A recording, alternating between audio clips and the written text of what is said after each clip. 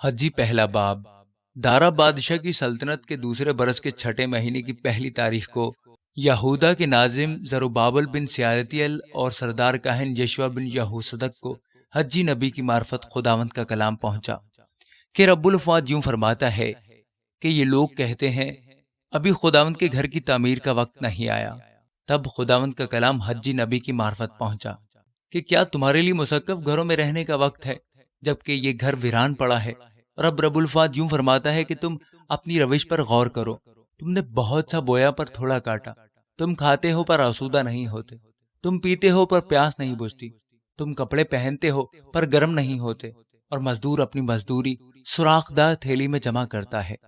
رب الفاظ یوں فرماتا ہے کہ اپنی روش پر غور کرو، پہاڑوں سے لکڑی لا کر یہ گھر تعمیر کرو، اور میں اس سے خوش ہوں گا اور میری تمجید ہوگی۔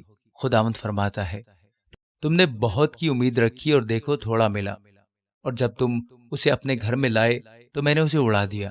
رب الفاظ فرماتا ہے کیوں؟ اس لیے کہ میرا گھر ویران ہے اور تم میں سے ہر ایک اپنے گھر کو دوڑا چلا جاتا ہے۔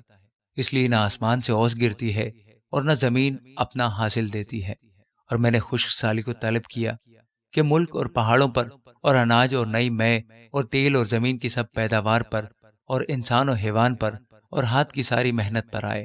تب زروبابل بن سیالتیل اور سردار کاہن یشوع بن یہوصدق اور لوگوں کا سب بقیہ خداوند اپنے خدا کے کلام اور اس کے بھیجے ہوئے حجی نبی کی باتوں کے شنوا ہوئے، اور لوگ خداوند کے حضور ترساں ہوئے۔ تب خداوند کے پیغمبر حجی نے خداوند کا پیغام ان لوگوں کو سنایا کہ خداوند فرماتا ہے میں تمہارے ساتھ ہوں۔ پھر خداوند نے یہودا کے ناظم زروبابل بن سیالتیل کی اور سردار کاہن یشوع بن یہوصدق کی اور لوگوں کے بقیہ کی روح کو ترغیب دی۔ پس وہ آ کر رب الفاج اپنے خدا کے گھر کی تعمیر میں مشغول ہوئے، اور یہ واقعہ دارا بادشاہ کی سلطنت کے دوسرے برس کے چھٹے مہینے کی 24ویں تاریخ کا ہے۔ آمین۔